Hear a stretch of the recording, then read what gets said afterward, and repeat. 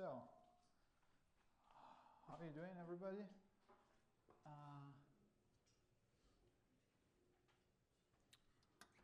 Okay, that one. Specific reason everybody was sitting in dark? Why you did not turn on the light? I mean, here is the light if you wanted to turn it. You don't need to sit in the dark. Okay, so we ended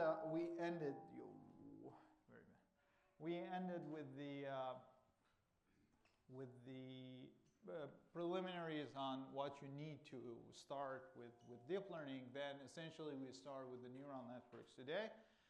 So we are going to talk about feed-forward neural networks, and we're going to talk about this quite long. So this chapter, pretty much up to chapter 5, we are just dealing with feed-forward neural networks.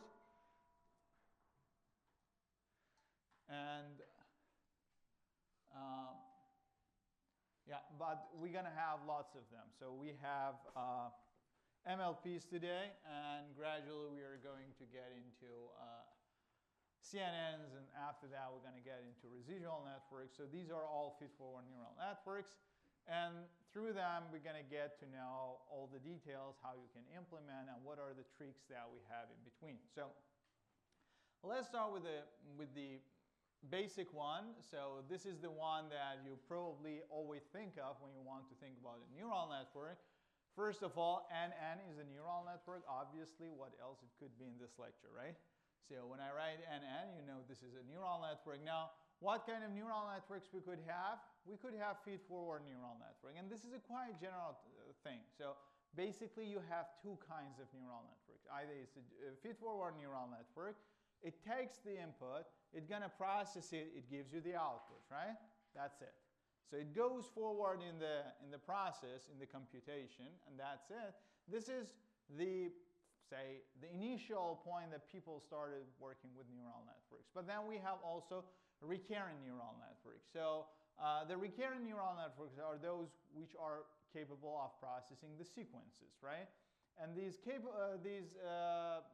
recurrent neural network can be extended in a more general form where they can do the processing still on the sequences. This is what we call the sequence models, but not as simple as the recurrent neural network. That is what you have as transformer, and this is the second part that we started after chapter 6. Now, conventionally, people think about feed-forward neural network as those who are fully connected, and they are called MLPs, multi-layer perceptron. Why they are called MLPs? Because people think of those neurons to be perceptrons, what they are not. I told you a perceptron has a step function as activation, right? And you do not have a step function typically in these guys. This is actually a misnomer, but a good misnomer. We're going to use it because MLP is easier to say every time, fully connected feed-forward neural network, right? And then we have another kind of feed-forward neural networks, which are the convolutional ones. They are replacing the basic linear operation by convolution, which is a sparse form of linear operation, and this is going to significantly improve in terms of efficiency and complexity. So we're going to talk about it in chapter 4, and then we have the recurrent neural network, which is the beginning of the sequence model. We start in chapter 6, and we gradually extend upon that towards transformers. Now, these kind of MLPs are the most vanilla form of a neural networks, right? The basic thing you always think of, bunch of neurons getting connected to each other, right? This is MLP, and they look like this, right? This is basically what I told you before, right? So this is a feed-forward neural network because you start with the input, the data goes inside your neural network, right? It's going to get into the first layer, you do a bunch of processings here, you get some outputs, those outputs get to the next layer, right? And you keep on going like this. You never get back, right? You never get the output of any of these neurons and you would say, okay, I'm going to feed it back to this guy, right? There is no feedback inside this neural network, correct? This is why we call it feed-forward neural network. Anything looking like that is a feed-forward neural network. It could have this kind of very step form connections, but it could have also these kind of connections. So one layer just jumps and goes to another layer, multiple next layers. Have you ever seen this? Anyone knows what we call that? Skip connection. This is what we're going to see in chapter 5. ResNet, residual networks, basically work based on this skip connection. This is a very good connection. This is going to help us a lot as we go deeper and deeper. We're going to see that. But anyways, that is the type of neural network that you think of. When we talk about MLPs, they are fully connected. What do I mean? I mean that when you look at any node inside this architecture, this is connected to all nodes in the next layer, right? So any node here, so the input is, every single input is connected to all neurons in the first hidden layer, right? Every single neuron in the first hidden layer is connected to all neurons in the second hidden layer, and so on, right? So everybody is connected to anyone next to it, right? This is called fully connected. This is the most dense form of neural network you can think of, right? Because all possible connections are there. And as we see, when we start in chapter 4, this is not necessarily a good idea to have that. Because it's extra complexity. Sometimes you lose actually efficiency, and you just get lost in the optimization problem. We're going to see that, okay? So, but this is the most vanilla form. So you start with the input, you connect it to everything else, and you keep on going towards the end. So, if you have this one, this is again a layered neural network. It has one input layer, L hidden layers, and one output layer. Obviously, the depth of this guy is number of hidden layers plus 1. 1 is the output layer, right? Correct? And then if you have one nonlinear model, definitely you have at least one hidden layer, right? So you have your input, at least one hidden layer, one output layer, right? This is the shallow one, but if you have multiple hidden layers, then this is going to be the deep one, right? And if you have done your assignment 1, you see why we call it deep and why we are happy with deep neural networks, right? Because when we go deep, we are more capable, more expressive. So that is MLP, and you have a bunch of definitions. Most of you have heard of it before, probably in some other courses on machine learning. So, but just to be consistent, when you are in one hidden, every single layer, you have the width of that hidden layer, right? And the width of that hidden layer is essentially the number of neurons you have inside that layer, right? So you think of the neural network as a two-dimensional object, and the width is just showing the height of that object, right? Now, sometimes people say we have the width of neural network, but obviously, as you can see here, there is nothing called width of the neural network, right? Because every hidden layer has its own width, and there is no reason for multiple layers to have the same width, right? But sometimes people call the longest width within the neural network the width of the neural network. So if you see width of the neural network is 100, it does not mean that every hidden layer is 100. So the largest hidden layer has 100 neurons, right? So it's not a very concrete definition, but sometimes people say. Now, we can look at the neural network as we have done it up to now as simply a learning model, right? It's a learning model, it's a function. The input going inside this function is x. This is getting processed through the neural network. It's going to return to you some output y, right? A bunch of outputs come here, the input goes here, right? And everything in between is specified by those neurons. Basically, they are specified by the weights of the the neurons and the activation function, right? This is a model. Now, inside this model, what are the hyperparameters? Any idea? What do we call hyperparameters? The width, right? The depth, right? These are the hyperparameters. So if I want to write down the neural network, if you want to go ahead and implement it in Python, you basically need to know what is the number of hidden layers that you have, what is the width of every single hidden layer, what is the activation for every hidden neuron that you have, right? You need to know all of these things. These are the hyperparameters. Again, we're not talking about it. We are going to talk about how you can specify it in chapter 3. For now, you assume that I tell you, you have this neural network with that width, that depth, and so on, and you can implement it, right? But once you have implemented that, then you need to specify the learnable parameters. And what are the learnable parameters? The weights and the biases that you have inside this neural network, okay? Now, let's just compute how many weights we have, how many learnable parameters we have inside this neural network. So if I have, let's look at it here. If I have n different inputs, okay, and I connect all of them into the first hidden layer, how many weights are there?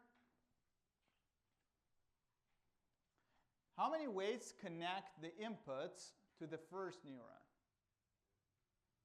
N plus 1, right? N different weights multiplied 1 bias, right? N plus 1 different weights, different parameters connect this guy to the first one, right? Again, N plus 1 other weights, right? They are not the same weights, right? N plus 1 different weights are connecting these inputs into the second neuron, right? And so on till the last one, right? Now, this is for the first hidden layer, and then you go for the second hidden layer. How many weights are connecting the first hidden layer into the first neuron in the second hidden layer?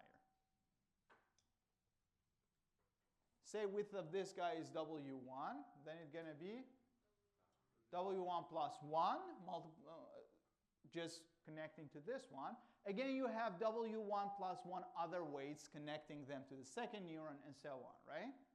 So if I write down this equation, you simply see what I'm doing, right? N plus 1 different inputs, right? N inputs plus 1 bias, right? Multiply with the width of the first hidden layer, right? How many neurons you have inside your first hidden layer? This is the number of weights you have in your first connection, right? From the input to the first hidden layer, right?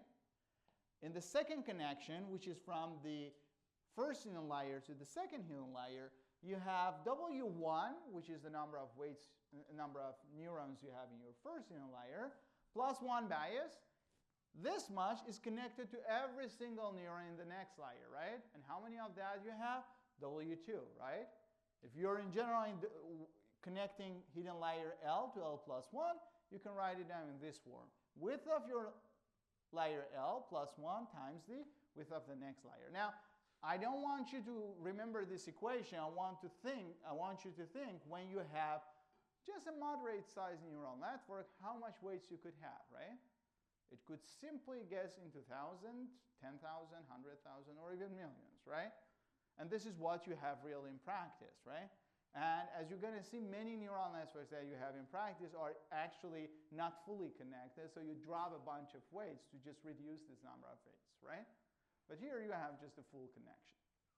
Now, everybody's cool with the fully connected network, right? So now, when you have a neural network, you can do, you always think about computationally, you think about two processes. One of them is what we call it forward pass. So what does it mean?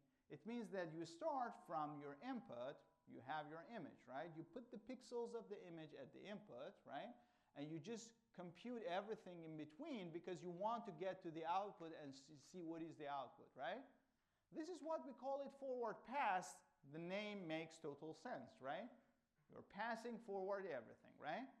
And then in the sense of what you're doing statistically or from the machine learning point of view, you are basically doing inference, right? Inference simply means the same thing, right? So you put your input, maybe the image, and then the output is going to tell you what is the class of image, right? And then what you are doing, you put your input there, and the model gonna infer what is the class, right? This is inference. So this is the first process that you do.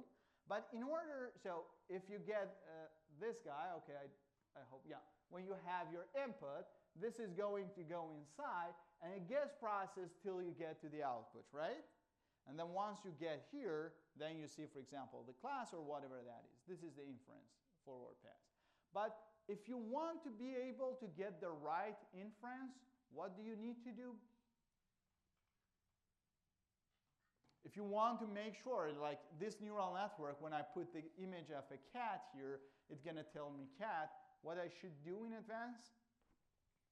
I should train it, right? I need to train it, And to train it, I need to simply, what do I need if I want to train it? I want to use gradient descent probably, right? And I need to compute the gradients, right? So these are the two things that you always need to do if you want to use a neural network. First of all, you need to be able to write down when one input goes to the neural network, how does the output looks like, because you want to run it on your computer, right? This is the image, get the first pixel, do this operation, get the second pixel, do that operation, and go on till you get the output, right? This is the inference. And you need to also be able that every time that you set a bunch of weights there, you're able to compute the gradient with respect to all weights, right? Anyone knows what is the algorithm that computes these gradients for us? That is the back propagation, right? I'm going to show you that if you want to compute your gradient, basically the thing you need to do is to just go backward. So you just compute everything to the end, and then you start to go backwards. So you do a backward pass to the input, and then you are able to compute the gradient. This is the whole thing that I want to show you in the back propagation. Now,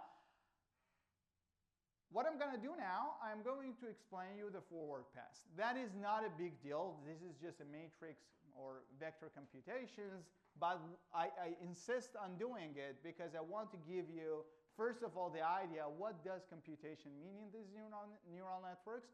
So you get the idea what, I mean, it's basically product and summation, right? And activation. This is the first thing I want to give you. The second thing is that when you understand this, then once we get to the back propagation, it gets quite for you clear why, for example, we can do one specific backward pass, because we do have everything in between. We need to do it, okay? Now, the first thing that I want to do, I want to talk about forward pass, okay? And in order to do that, I need to just give you a bunch of notations. No worries. I mean, we quickly get rid of all the notations. I mean, I'm pretty sure by chapter 4, you're all going to be like, okay, the gradient, you don't care about any dimension. You don't care what is inside that tensor or anything. You don't care about that anymore. But at this point, to just make it clear for everybody, I just introduced these notations, and we're going to get rid of it very fast. So, first thing that I want to do, I always tell you how many weights I have here instead of saying how many parameters here. And some of you might tell me that, okay, the weights are the guys which are connecting this one to this neuron, right?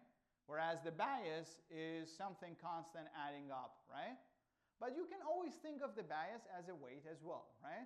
So this is typically the way that anyone who wants to implement is going to think of, and that is that they think there is one dummy input here in every layer. And that dummy input is simply 1, right? If you multiply that 1 to the bias, right, to the bias value, b, then it's going to add up with whatever you had here, right? Just look at this first neuron here. This neuron is going to get every single guy, every single input here, x1 to xn, multiply with its own weight, right? And then adds them up, correct? And it adds up the bias. It could instead think that there is one dummy input 1, right? That one is getting multiplied to its own weight, which is the bias, right? And then it adds up also to the others. That's the same thing, correct? So the bias is essentially a weight for a dummy input 1. Everybody's cool? So you can do it everywhere, right? Every neuron, for every layer, you could always think of one dummy input 1 there. And then that dummy 1 going to help you a lot to just do the whole computation in a kind of, symmetric form. So you don't need to always think of one extra bias there. Everybody's cool? Questions? No question? Now, what is the weight that connects x1 to this dummy 1? Is there any? x1 to the next, what was that? 1 said 0, right? That is 0, right? So if you wanted to think of that, you also have a weight here, but that is 0. If you don't put it anything but 0, it doesn't matter, right? Because if you put anything non-zero even, then even if the whole calculation happens, then it's going to send you 1 again, right? So you can ignore it. But don't confuse yourself. I just wanted to tell you, like, here you could think of one weight which does not exist, right? Or does not impact anything. Anyways, so I have this here. So the bias, I'm showing it by this one. And then essentially everything is in the form of a weight, right? Now if I look at this architecture, I have three types of the inputs, of the layers. The input layer, hidden layer, and the output layer, right? And the thing that I'm going to do, I'm going to label every single of them with one index. So hidden layer 1 is 1, hidden layer L is L. The input layer, I'm going to call it layer 0, right, before 1. And layer L plus 1 is the output layer, right? The index of the layers are basically showing how deep you are going, right? Here the depth is 1, 2, so on, L plus 1. This is the whole depth of the neural network. Yes, you had a question.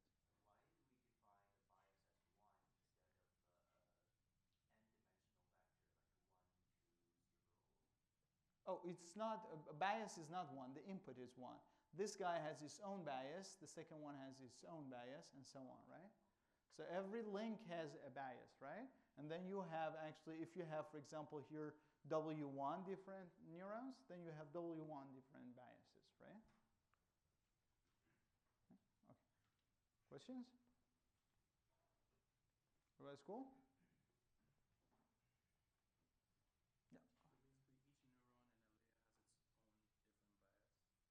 Yes, of course, yes. And you can think of this dummy input 1, and every single connection has its own weight, which is exactly that bias. Yeah. Questions?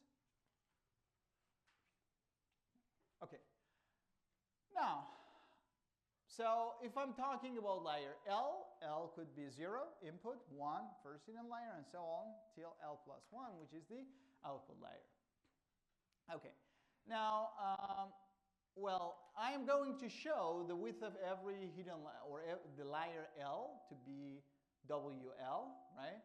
Of course, when I'm talking about layer L, you can think that the number of nodes inside that layer is essentially WL plus 1, and that one is simply the dummy 1, which is going to take care of the bias, right? So you see what I'm doing, right? 1 is not the bias, it's taking care of the bias, right? That one gets multiplied with the weights. Those weights are the biases, right? Okay, this is the first thing. Now, if you're talking about the input, then obviously you could say that W0 is simply the number of inputs that you have, right? Because the width of the input is simply n, is the number of inputs you got into your neural network, and you again have this dummy 1 there. Okay. Now, so you could say every layer L has WL plus 1 different nodes. WL of them are neurons, or nodes that are just giving inputs, and one of them is just a constant 1, which is taking care of the bias.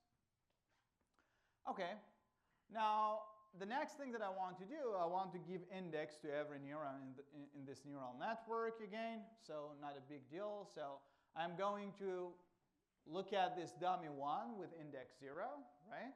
And then the next one is going to be 1, 2, 3 till the last guy. So what should be the index of this guy if I'm in layer L? It's going to be WL, right? So this is going to be 1 to WL, different neurons inside that one. So it's actually going how you're moving inside the width, right? Cool? Okay. Now, next thing, I want to denote the connections. So those connections, if I am in one particular layer L, then the weight that is connecting node I from the previous layer to node J inside this layer, I'm showing it with this particular notation, okay? W that comes to J, right, in layer L, from node I in the previous layer. Now, you might tell me it's quite confusing. We would have preferred to have IJ. We're going to get rid of it, I told you. We're going to get rid of it. I'm going to replace everything with one big object that is going to be, for now, a matrix. Gradually, it could be a tensor, and you don't care about any of that. Trust me, don't panic. It's not going to, we are not going to use those indices too much. So, if I am in the input layer, right? So I am connecting the input layer to the first hidden layer. So the weight gonna be the weight of the first hidden layer, right? W1, because L is 1. Connecting to node J. This is the jth neuron in that layer, right? And it's coming from node I in the previous layer, right? Everybody's cool? And then if you think about a general layer L, then it could potentially come from the previous L minus 1, right? Where this L minus 1 is not necessarily input anymore, right? If you are in the second hidden layer, then this is the output of the neuron inside the first hidden layer, right? So every single of those connections is a separate weight, right? And you can see how many weights we have, right? A very large area of weights. Everybody's cool? Questions? No question? Great. So now, if you got no question, then let's start writing down the process that is happening inside this neural network. What is the computation that is happening? Well, here I wanted to just give you a bit of hints here, like maybe I can do it here. Look at this one, okay? What is the WL of J and 0? So instead of I, you put 0. What is gonna be? What kind of thing is that? It's the bias, right? Perfect. Everybody sees that? Right? If it's coming from I equal by 0, it's coming from the dummy guy, right? The 1. And this is definitely a bias, right? What about WL 0 and I? It's going to be 0. You can say it's 0, or you can say it does not exist, right? Both of them is okay, right? You don't have such a thing because your dummy input in each layer, it does not need to have any input, right? That's always 1, right? Everybody's cool? Great. Now, WJ and 0 is basically a bias, and we do not have such a thing, right? Such a thing does not exist, or you can think of it existing, value 0. It does not change anything. Okay? Great. Now, the types of inputs that we could have inside this neural network, well, the first type is classical input. So you have X is the pixel of your image, right? Whatever that guy is, you're going to have that one at the output.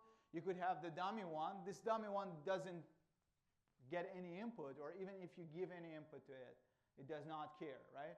It's always going to give you the output 1. Doesn't matter, right? And the nodes which are doing the computation are actually the nodes which are the neurons, right? And a neuron is looking at whatever is connecting to it. It's going to multiply it to the weight that is specified by the edges connecting, and then it's going to do the activation, right? So this output is going to be the activated version, right? So every single of these neurons is pretty much the perceptron that we had before, right? Every single of them. And these are the guys who are responsible for doing the learning, right? The input and dummy guy do nothing, right? Everybody's cool? Great. Now, let me start. I don't know why I have so much things here. Right. Finally, I get to the computation. So this is the explanation that I told you before. So every single output that you have in a neuron is going to be the activated version of some computation, and I want to specify the computation, okay? So I want to know what is the computation done in layer L by neuron J. What is it? Let's do it together. So I am in layer L, somewhere in between, right? I'm looking into one neuron. So this neuron is going to take any input from the previous layer, right? Multiplies that to its own input, right? To its own weight, and then adds it up, right? Now, just to keep things, the notations consistent, the thing that I'm going to do, I am going to show YLJ,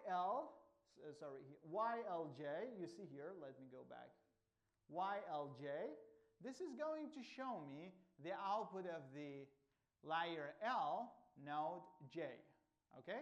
Now, typical case where you have a neuron in a hidden layer, that's okay. Special cases are when, for instance, you have j to be 0 when you are thinking about the very first dummy input, right? And that is simply 1, always, right? This is the first thing. The other case is when you set the layer to be 0, then basically that y, which I'm showing here, is your input, right? So I'm just unifying the notation. Nothing is changing here, okay? Now that you have this, I want to write this guy. Now I can talk about a general layer L looking at the neuron J, and I want to know what is the computation happening here. I mean, obviously, this is going to look at every single guy in the previous layer, right? Correct? So it's going to start from the first neuron in the previous layer, second neuron to the previous layer, and so on, multiplies them to their own weights, right? So it's going to be neuron I in layer L minus 1, right? YL minus 1, I. This is the output you get from neuron I in that previous layer, multiplied by the weight, which is connecting node J inside layer L to the previous node, right? And it should add it up, right? It should add it up over all neurons that you had in the previous layer, right? So your first neuron in the previous layer has its own weight, the second one has its own weight, the third one has its own weight, and so on, right?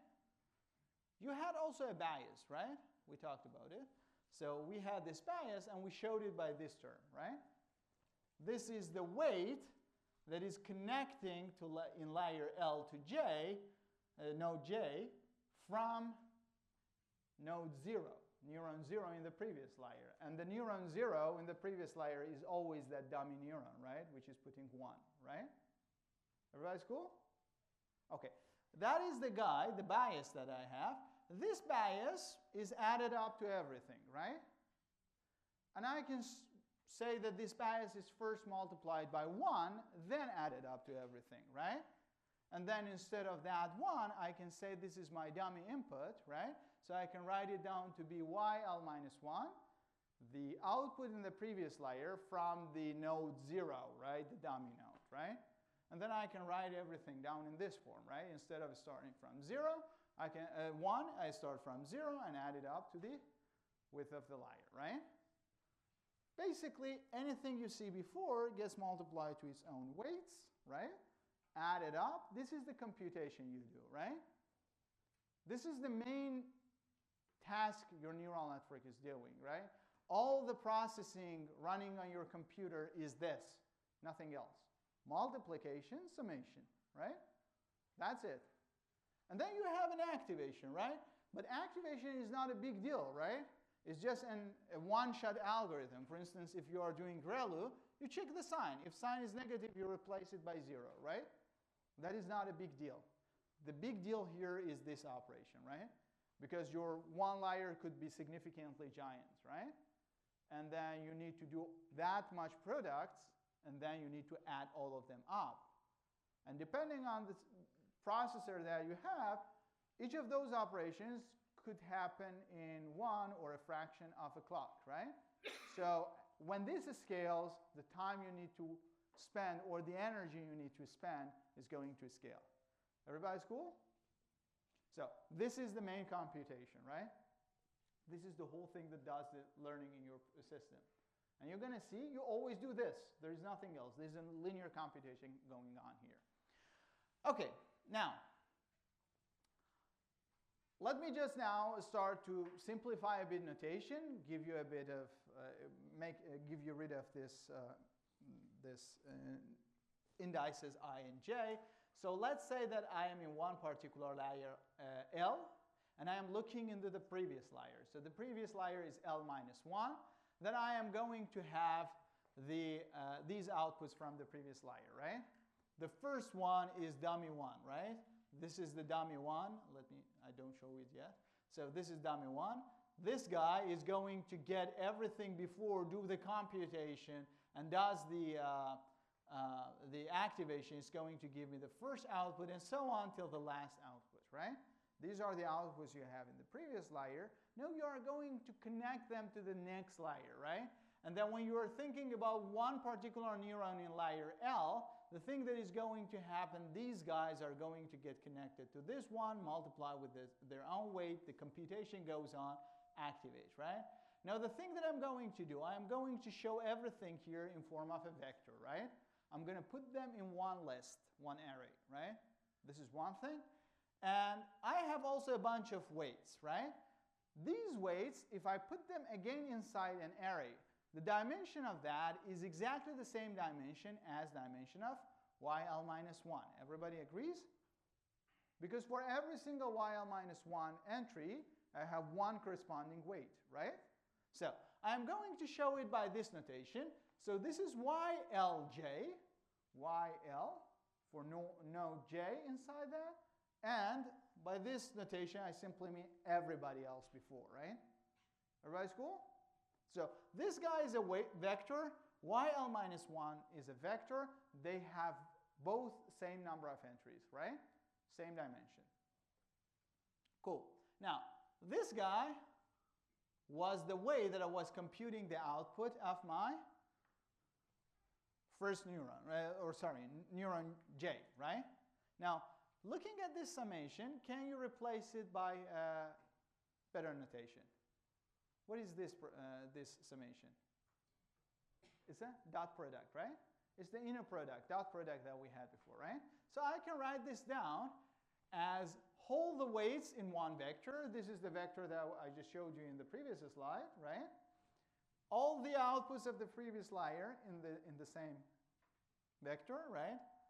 This is the vector y we showed in the previous layer, right? Previous slide. And then we are just dot producting them, right? Every single entry gets multiplied, added up, right? Correct? Everybody's cool? So it's the same thing as we had before. So we have one weight vector multiplied by y, right? So every computation you do is a dot product and an activation, right? Everybody's cool, right? Everybody's clear? Questions? No question? Okay. So if you got no question, then what I want to do now, I just showed one of those particular nodes, one of those computations, as a dot product of a weight vector with the previous output, right, vector. Now I want to just set them inside one giant vector, right? So I have now this vector which has Z1, Z2, the computation of the first node, the computation of the second node, and so on till the computation of the last node, right? So this is the case, and I want to see whether I can make the presentation more compact.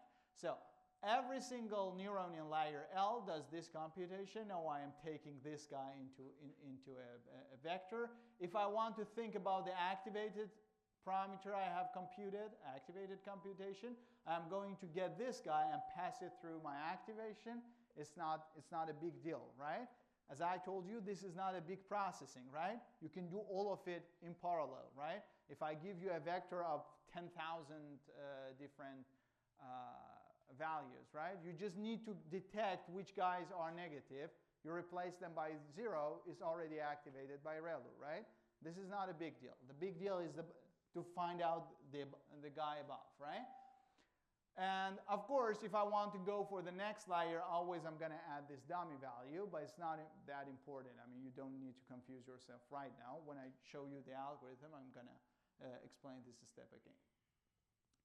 Okay, now, maybe we can write down this computation here, or let me see. Yeah, let me explain this, and then we have still some time. Now, if we want to think about the whole processing inside this neural network, you can write it down in form of this particular algorithm. You could simply say that, okay, you start from your very first layer, layer 0, right? This is the input layer, and you keep on going forward, right? And each time you do a bunch of computation. The first thing that you do, you're going to compute for every single node, right? Every single j that you have in your next layer, every single j, so you go over the width, and for every single of them, you first do a computation that is basically a dot product, right? Once you have done the dot product, the next thing, you're going to activate all of them, right? So I start from the first layer, or the input layer. I just do the computation here, here, here, and so on till the last one. Then I activate all of them together, right? This is the first set of outputs that I have, right? Then, if I want to go from this layer to the next layer, what should I do? I should repeat the same thing, but instead of this YL, which was in that case my first input, I'm going to replace whatever I have computed here, right? Everybody's clear? Yeah? But when I do the computation, obviously I'm doing the computation here, right? I need to add a one dummy one also, right? So this is what's going on to happen here. So I'm going to always add this dummy one, right? And now if you look at this algorithm, you can run it on Python. I mean, you can write the pseudocode in form of a Python code or anything. And this is going to just do the computation for you, right? You start from the input, you add the dummy one. You do dot product for every single guy next to it. And then you do the activation, right? Again, dummy one. You do the computation for every single guy next to it. You do one activation. You keep on going like this, right? Everybody's clear? Right? One thing that you should pay attention here is that if I want to know the output of this layer, I can compute the output of the first neuron here and the second neuron here in parallel together, right? If I have multiple processors, right, I can put every single of them doing the role of one neuron in one layer, right? But I cannot do the computation of the second layer and the first layer together, right? Because I need to first finish the computation on the first layer, right? To have those y's, right? And then I can go for the next layer, right? So you can put this loop, the inner loop, to run in parallel, because when you are doing it, you're really not using anything that is being used inside the loop, right? But you cannot really run the whole outer loop in parallel, right? The first layer computation is done, you go for the next one, and so on. Questions? No question? Okay, so if you got no question, then yeah, let me just go for the next part. I mean, I want to just wrap up this forward pass, but now I want to make it even more compact. This is going to help you better in terms of following the notation or following the back propagation. Now, we have this vector, right? The vector z, this is the guy which is containing all the computations in layer L, right? And then we wrote these computations. What was computation here? What kind of computation was that? It was simply a inner product, a dot product. Great. So I have a dot product, and if I want to write it down, for example, the first guy is the dot product of its own weights, right, which is different from the weights of the others. So the dot product of its own weights multiplied by the output of the previous layer, right? The second one is also the dot product of its own weights with the output of the previous layer, right? And you can keep on going till the end. Now, looking at this guy, can I factor out anything? I can take out YL, right? I can take out YL here, right? And the weights just get into one giant two-dimensional array, right? So I can write it down in this form, right? Everybody's clear? And then I can call this matrix to be matrix of layer L. So this matrix is essentially containing all the weights inside that are connected from the previous layer to layer L, right? And then obviously here in this MLP that we're studying right now, it's a two-dimensional array, right? The two-dimensional because every single neuron in your layer has as much as neuron you had in the previous layer weights, right? And then this is going to be two-dimensional. So you can think of this whole process again as a form of product, right? And this product is basically just getting one giant W, this is one object, and this is getting multiplied to whatever you have seen in the previous layer, and you get what you need in this layer, right? Now, if you want to think about this matrix, obviously you can say that the number of rows that you have is WL, because this is the width for, weights for the first neuron, right? Second neuron, so on till the last neuron, and you have WL different neurons, right? So the number of rows is WL. The number of columns is, what is the number of columns? Width of the previous layer plus 1, and that one is simply the bias, right? So this is the bias, then the first weight, second weight, till the last weight, right? For every single neuron. So you can write down the dimension, but I don't really want you to be too much obsessed with the dimensions, and I want you to gradually get rid of this feeling. I want you to just think that I have this object W, which is a big object. It could be 2D array. Gradually, you see it could be a 3D array or anything. That guy is getting multiplied to another array, is giving me another array, right? What does that mean? It means lots of products and summations, right? These products and summations can run in parallel because I basically have this y, and then I can compute every single entry of the output separately. That's okay, but it needs a lot of processing, right? Questions?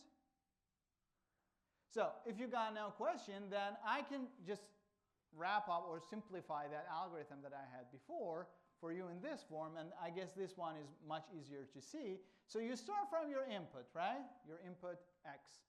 You get your input, and then the thing that you are going to do, you get that input, you multiply with the weights of the first connection, right? Connecting the input layer to the first hidden layer, right? This line that you see, this line 3, you don't see the number yet because it has animation, but it's going to show up. Line 3 here, this computation, you can do it in parallel, right? But it means a lot of products and summations, right? And this means this is where your processor, your GPU is running, right? Once you do the computation, then you get this z, the vector z, and you just activate everything, right?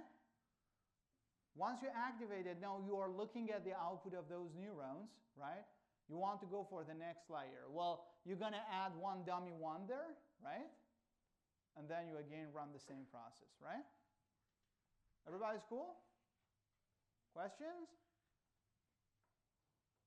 No question? Okay, so the thing that is going to happen, you start with your input, you do some computations, right? And by computation, I mean summation product, a lot of them, right? And then you see lots of new numbers, right? Those numbers, again, you do the same process on it.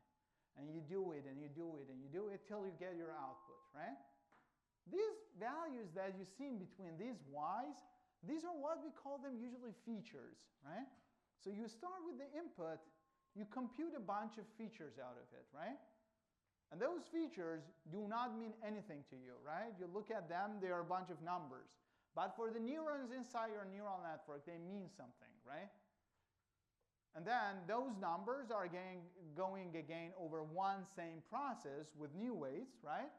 They're going to get filtered, they're going to get purified, and give you a bunch of new features, right? And those features are again numbers. They do not mean anything to you, but they mean something to the neural network, right? And they keep on going like this till you get the output, right? And you can think of what happens in your body, in your neural system, is roughly the same thing, right? You touch something, there are some signals coming through those synapses to your neuron, then some of them gets activated, right? They send message to the other neurons, and so on till you say, oops, it was hot, right? Something like that is happening. So those signals within your body make no sense to you, but for your brain, this is something that can stimulate it and make you feel this is hot, right? If you accept this connectionist formulation of the biological neural system is a correct modeling. Well, this is a philosophical question whether it's correct or not, but if you accept it, then this is roughly the way that your body is working, your neural system is working, and you are simply artificially trying to simulate it, and this is why we call it neural network. Now, one thing that is important here for us is that once you do this computation, we need to save YL and ZL, the non-activated and the activated version of every single feature set that you compute in each layer. It's true that at the end of the day, if you want to find out what is happening or what is the output, you only need the last output. But as you're going to see when we want to do the computation of the gradient, we need to know all of them because that's going to make life much easier. Everybody's cool? Questions? No question? Okay.